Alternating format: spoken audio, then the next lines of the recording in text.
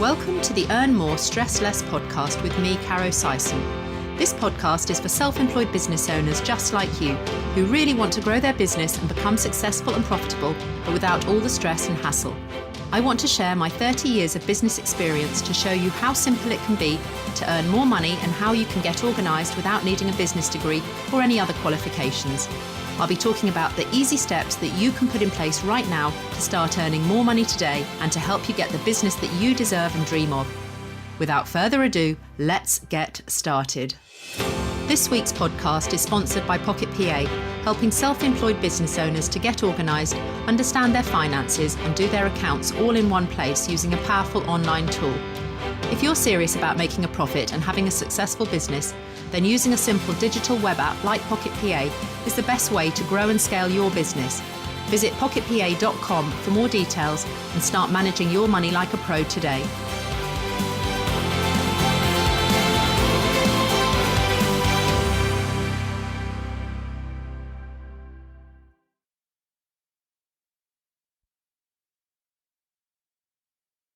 So today I'm talking with Lauren Todd. She's also known as the Zesty Boss. What a great name.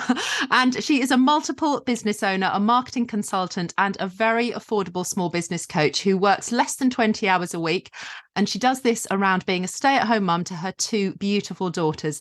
And it sounds like you're living the dream, Lauren, and I can't wait to dive into all of this. So welcome. How are you? Hi, thank you so much for having me. Yeah, really good. Thank you. It's a rainy bank holiday Monday, so I'm quite pleased to be sat at my desk doing this with you. Well, it's lovely to speak with you. And what I would like us to start with is for you to share your own squiggly journey into self-employment, because I think we've both got some very similar stories, definitely some similar values around business. And I'd love for you to share your diverse history of businesses that you started going into to sort of what's got you to where you are at the moment, if you can. Yeah, absolutely. It was a bit of a bleak moment in my life, to be quite honest. Happy for some in some ways and absolutely dire in others. So I gave birth to my first daughter in 2017 and very quickly got postnatal depression. I'd been a teacher for nearly 6 years until I had her. And from my very first day, I'd always wanted to be a teacher. Or, if you'd asked me when I was 4, that was what I wanted to do. And at 16, I'd say the same. But from my very first day of teaching, I kind of came home and was like, I think I've made a mistake. This is not the dream that I'd had in my mind. It just wasn't for me. It wasn't mentally a very sustainable job for me. Huge amounts of pressure. And so when I gave birth to my first daughter, I had postnatal depression, and I just knew I was absolutely never going to go back to teaching. I just had this moment where I was like, wow, I've got this baby, and there has to be another lifestyle that I can have so that I can be with her. And I think the fear and the pressure of being on maternity leave, knowing that if I didn't do something about it quickly, I was going to have to go back. It was a lot. Coupled with that, I had £400 to my name. And on top of that, I had 4 maxed out credit cards. So yeah, it was terrifying. And she was about 6 weeks old, and I had this business idea where I was breastfeeding and I didn't want to buy £50 t-shirts with a zip or a flap, or, a lot of them were frumpy. I went to Mother Care and everything was navy and white stripes, everything, whether I liked it or not. And that made me even more depressed because I love fashion and I just wanted to be able to wear what I used to wear and I couldn't. So I decided I was going to open a breastfeeding friendly fashion boutique, and I bought £400 worth of stock. I didn't have a computer. I didn't have Wi-Fi. I was in quite a state at this point, and I set the whole business up with a newborn baby sat in Costa. So yeah, very, very nerve-wracking. Launched it at 9 p.m. online just for the fact that I wanted to go to bed and not look at my computer. And when I woke up in the morning, I'd sold out in 8 hours, which was crazy because I didn't really have much of a platform on social media. I had a few followers, And it went from there, and it just blew up really, really quickly, and I had to learn just as quickly. So that's how I got into it. Fast forward a couple of years, I'd matched my teaching wage, which was amazing. And yeah, really profitable. Lockdown happened and I was pregnant with number 2. So that was a whole other terrifying story. But lots of people had come into me in that moment saying, I'm working from home, I'd like to start a business. I know you've been successful. How have you done it? And from there, the Zesty Boss was born, and I started doing coaching and showing people how I'd done it and giving them my tips and tricks and advice and experiences, and equally telling them all the mistakes that I'd made so that they didn't go and do it. And yeah, so then I had 2 businesses, and then fast forward from there, I had some corporate companies sort of headhunt me online and say, we love what you do. We think actually your marketing skills could be applied to our business and you could work with our marketing teams. And I started doing that as well. So yeah, 3 companies, and I work less than 20 hours because I have decided that I don't want to be a businesswoman who has children. I want to be a mum who has businesses. And so that's where I started, and I've automated as much as I can, and I've outsourced as much as I can. And yeah, so I've got a whole other lifestyle now that I could have only dreamed about 5 years ago. I think that's such a lovely story. And it is just about taking that plunge sometimes, because when you have these dreams and hopes and stuff, there's sometimes never a right moment. And when you explained, where you were with your daughter with only £400 to your name, not even having a computer, all that sort of thing, you weren't even at ground zero. You were probably below ground thinking, how do I get started? You didn't have any previous experience or background. You'd been in a job employed by somebody. So taking that leap of faith is often really massive for people. Sometimes when I speak to people, they run their perhaps new business alongside their stable employed role. And I think that that's a great transition for people that are very nervous about making that move. But you literally just took that plunge and leapt off the cliff. And so, yeah, that's incredible. And you're absolutely right. A healthy work-life balance where you are first and foremost a mum, and then you have work outside of that, and it fits in around your family. And I think that that's the dream for most people, particularly when they move on to have a family, because we live not to work, but we work to live, to have that lifestyle that we dream of. I'm also interested because I know that you tell people about your dyslexia as well. So you had struggles, I would imagine, at school, because a lot of people that I speak to perhaps never felt book smart at school. They didn't feel academic, perhaps, and they didn't feel that they were going on that natural trajectory, which, most people like you to leave school and then they expect you to go on to do some further education or university. Did you do any of that stuff yourself, Lauren? I did, yeah. I mean, it was a bit of an era thing, and I think it still is, but less so. When I was at school, it was very like, you go to school to do your GCSEs and you must do amazingly. And then when you do amazingly, you will go to college and you will do A-levels. And if you don't do A-levels, you're looked down on because, you go and do a hands-on kind of course. And that's, for people that aren't book smart. So you will go and do A-levels. And then when you finish your A-levels, you will go and get a degree, 18, that you're not really understanding, of what that debt is actually going to do to your life in the future. And that was how it was. Part of the reason I went into teaching was because, so I didn't get diagnosed with dyslexia until I was at college, and I failed my first year of exams, which was, a really difficult time because of the expectations. And I actually tried to leave college and filled in the form to leave because I failed at my exams, and I was like, I'm not resitting them. This is torture. And I filled in the form wrong. And they called me and said, I'm really sorry, you tried to leave college, but you actually can't because you put your names in the wrong boxes. Talk about kicking when I'm down. You failed. You couldn't even leave college successfully. Yeah, couldn't even quit because I was dyslexic. I'd failed my driving theory 5 times in the same month that I failed my exams. It was just a really awful time. And then when I got there, to correct the forms, there was a lady waiting for me. She was lovely, and she said, I've looked at your form and I heard you on the phone, and I'd love to test you for dyslexia because I've looked at your predicted grades, which were B's, which is quite hard at A level. And, you know, you shouldn't be getting unmarked. And then she looked at my papers. I mean, I laugh about it now, but it was not funny at the time. She looked at my papers, and one of them, to get the average score at the end, they gave you 2 marks for your name on the front, and I didn't even get those. Like, when I say it was unmarked, I literally mean I didn't get a single mark. So yeah, and then she tested me and she said, I just don't know how no one's picked up on this. You know, I've gone through nursery, primary school, secondary school, you know, that's nearly 15 years of education. Not a single person had even suggested it.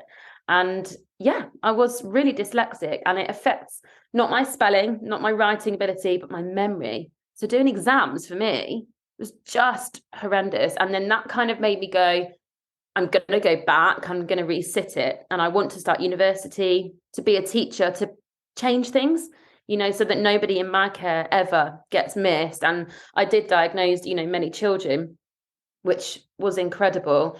But the job still was very hard because of my memory. And in primary teaching, you teach all the subjects, and I had to remember the subject knowledge from like 10 different subjects. You know, it was really hard for me. But also came across a lot of people that didn't like that I was dyslexic and teaching, which is so wrong. And I think possibly better now. But yeah, head teachers, parents, you know, people really going, you should not be teaching. So I had that added pressure, and now I'm my own boss. And I love it when I bump into these people and they ask me what I'm doing now. And I go, well, actually, I've got 3 really successful businesses. What are you doing again?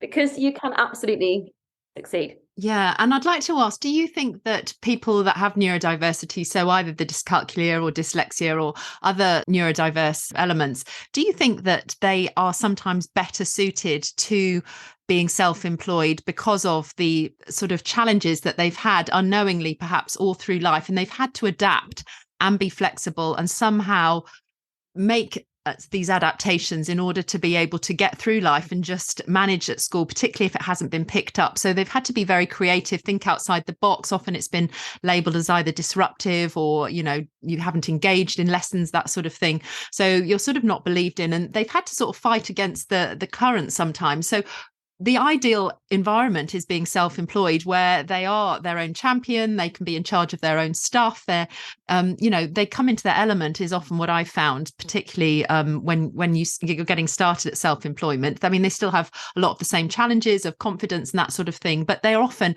really good at adapting, and they're often really well placed to be good self-employed people and have business owners. Yeah, absolutely. Absolutely. I don't think actually I'd have been as successful as I've been without it, because there's so many elements to it. There's the fact that I only know how to work hard because that's what I've always been the one sat in the library working 10 times as much as my friends, you know, missing parties and stuff because I had to work so hard.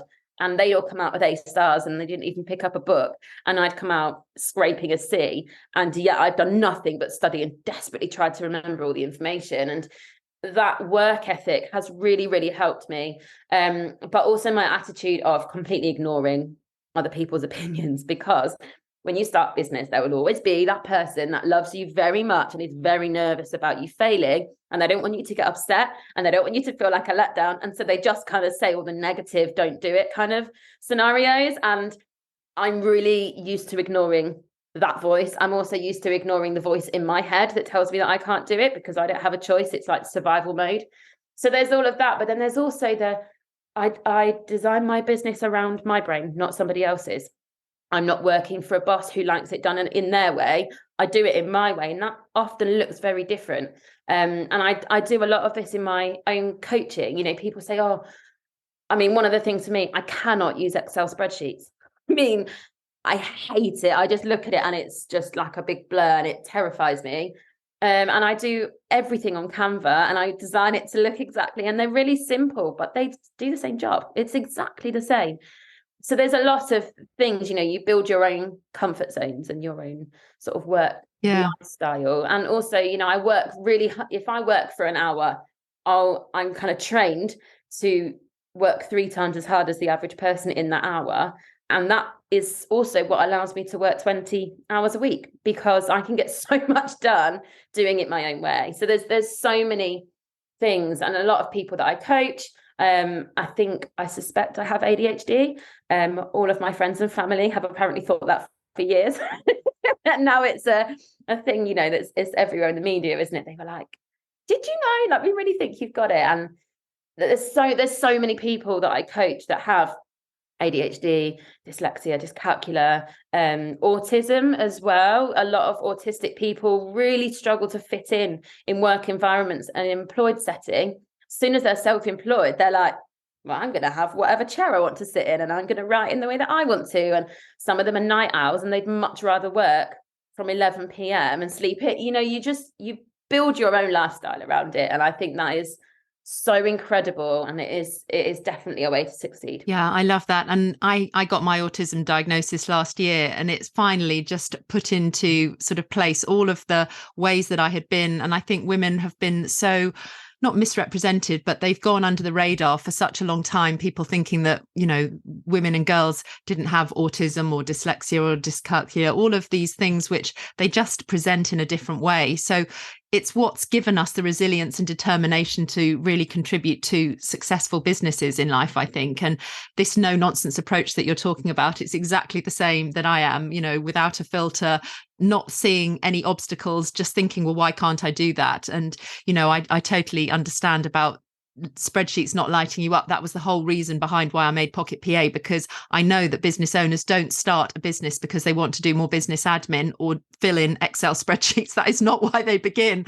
So, you know, the whole premise of making Pocket PA was so that they just became data enterers, and they didn't need to worry about all that complex stuff of the numbers. And it was just then delivered to them in color so that people could easily see exactly where they were in their business without needing to get into the weeds of, you know, different cells and opening up different tabs and all those things that overwhelm us in everyday life. Nobody wants that. They're focused on what they love. They want to thrive at what they're good at and spend more time with their clients delivering what they're naturally gifted at. And so it's really important that, you know, business owners are supported to do that.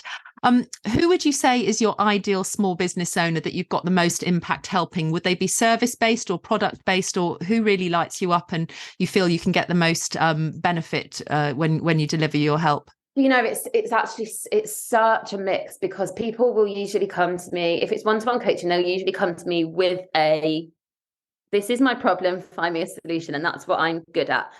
So whether it's products and we're looking at, you know, forms of marketing, or, you know, outsourcing, all of these different areas that I cover. Social media is a huge one. They're all kind of very similar in the way that I look at them. It's like, you have a business, you have a customer, you know, you have a vision. Now we work backwards.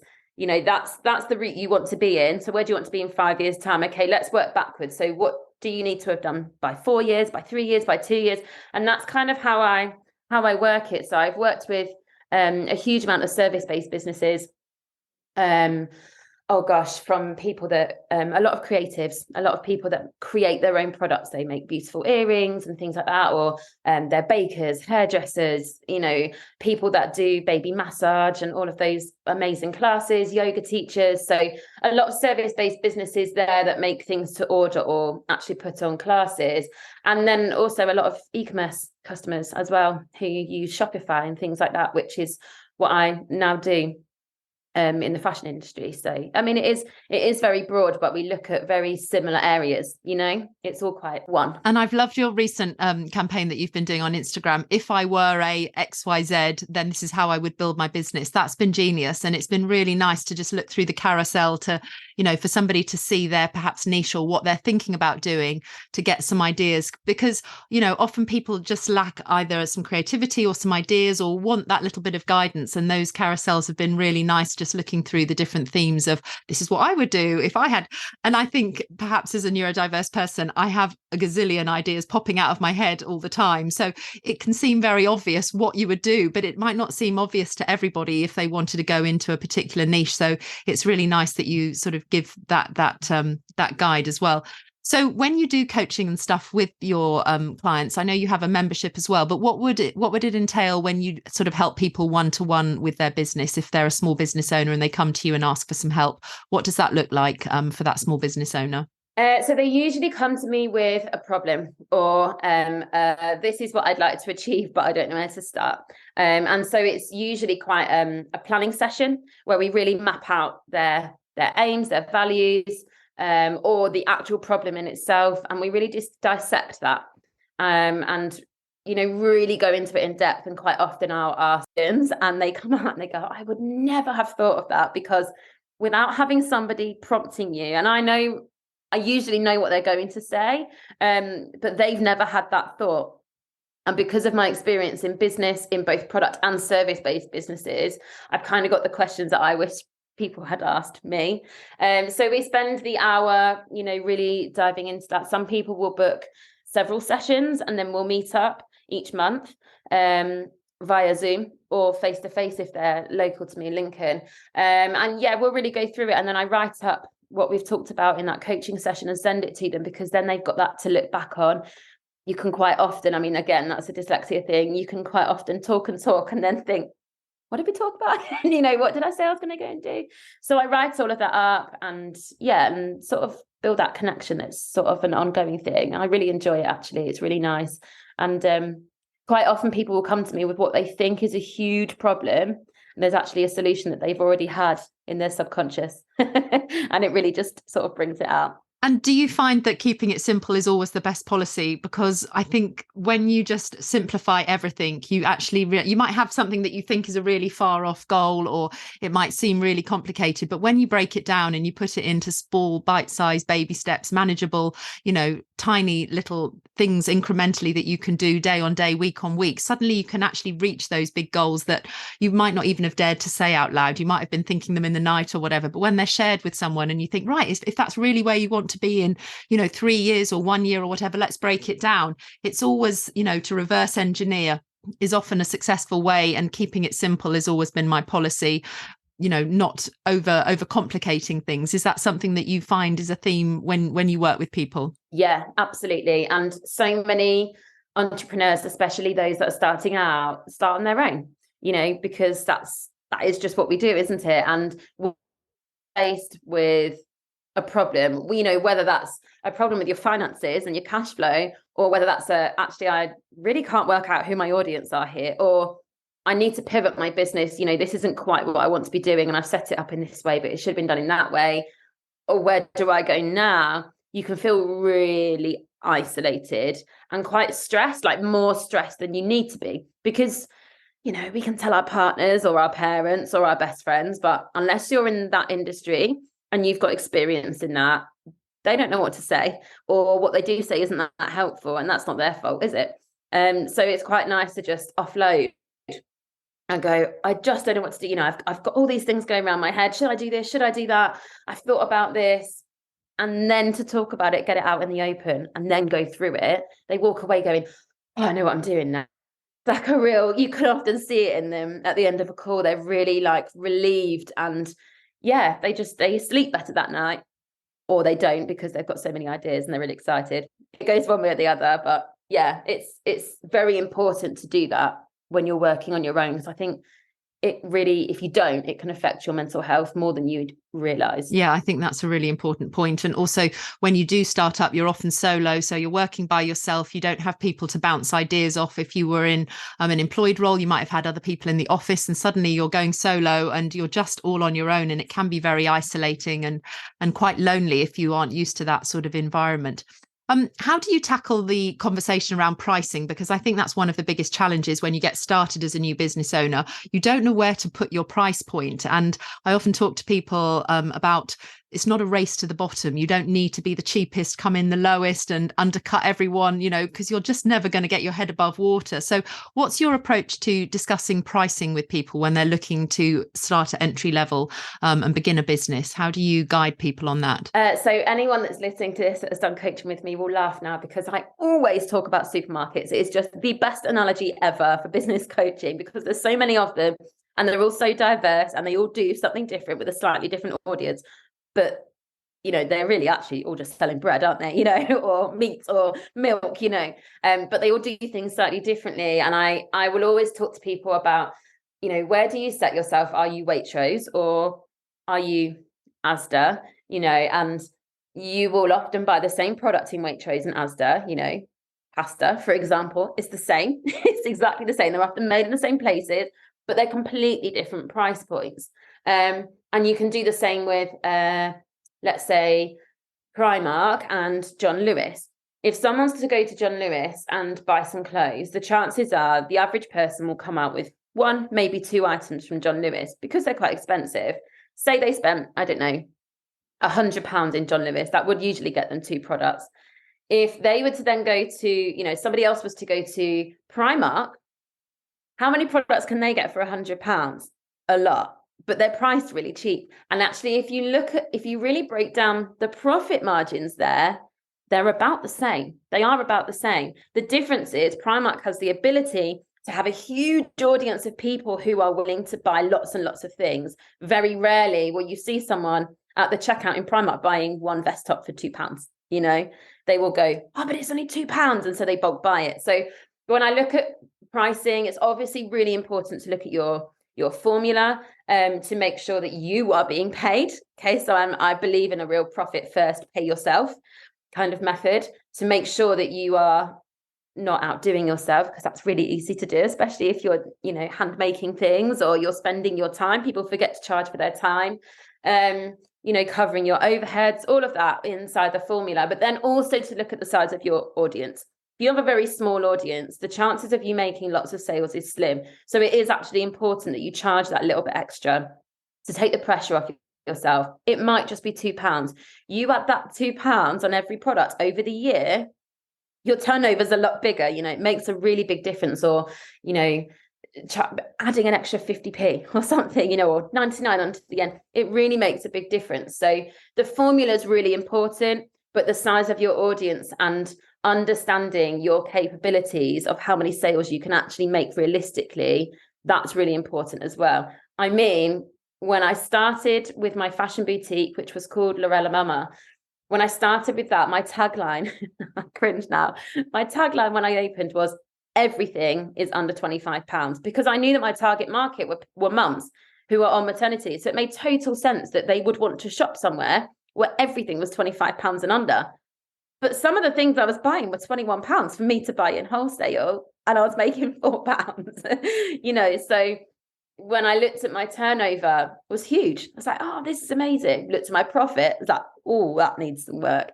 And when you look through my books, it's actually, I was laughing with my accountant the other day. It's actually quite funny when you look back, because my first year, high turnover, and I was paying myself and stuff, but high turnover, very tiny amount of profit. Second year, same turnover, huge amount more profit.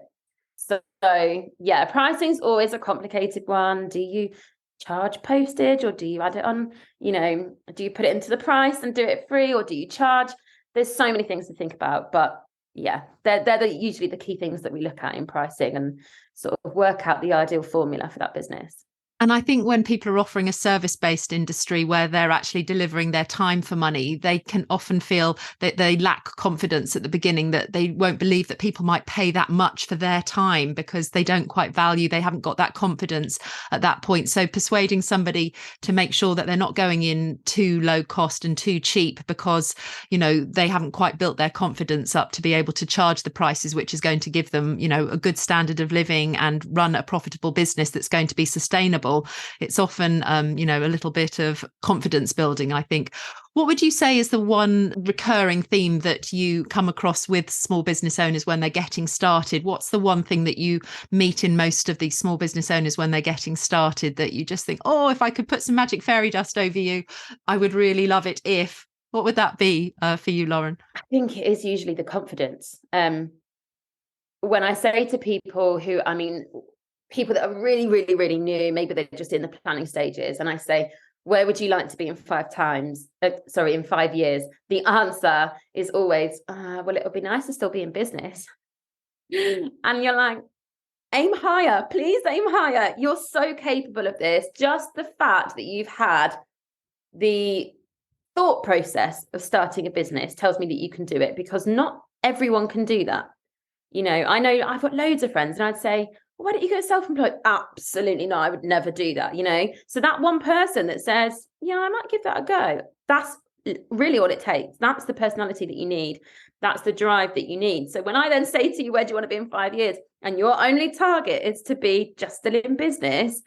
What does that even mean? Is that profitable? Are you paying yourself? Have you changed your life? And I have genuinely changed my life in 5 years. I am, doing so much better in so many ways than I was 5 years ago. And it's totally doable. But making people believe that, it's hard. It's really hard. And yet I can say all the right things, really that has to come from there. Usually that comes from success, when they go, ha, I did it, Yeah, I think for me, it's the one thing I wish that they could see what I could see in them. And I wish they could see themselves through the eyes that I see them, and to just see the wonderfulness and, the capabilities that people have, because it is a brave step that you need to do to step into the arena of being self-employed. But it's absolutely so worth it once you start getting sort of the motion and you start going in the right direction. It's really addictive, I think, to be working on your own business. Very fulfilling. It feels like you're doing something that really aligns with you if it's a good fit. So that's really interesting. So Lauren, thank you. You've shared so many really great nuggets today. I'm sure everyone listening has really learnt lots of things, including myself. If people would like to be able to connect with you, where's the best place for them to go to find out more? So I'm on Facebook and Instagram, too much if you ask my other half. So I'm always on there and always visible. And my website is thezestyboss.com. So you can find me there. And yeah, jump into my DMs, if you've got questions or, want to clarify something. I'm always open to chatting in there too. Perfect. I'm going to put those links in the show notes so people will be able to find you. So thank you so much for joining me, Lauren. It's been a real pleasure. Thank you, everyone, for listening. I hope you have the best week ahead, earn lots of lovely money with the least amount of stress. And until next time, let's catch up again soon. Thanks for listening to the Earn More, Stress Less podcast with me, Caro Syson. If you've enjoyed this week's episode, then do hit subscribe so we can catch up again soon. And please kindly leave a review if you've got a moment, and share with anyone else that you think this podcast could help on their self-employed journey. If you're ready to make bigger breakthroughs in your business life and want to get way more organised and understand your finances the really simple way, then start your very own 14-day free trial today using the super powerful software tool Pocket PA that I made for my own son and daughter. Go to pocketpa.com/podcast and let's get you on the way to earning more money and stressing much less. Have a great week, whatever you're doing.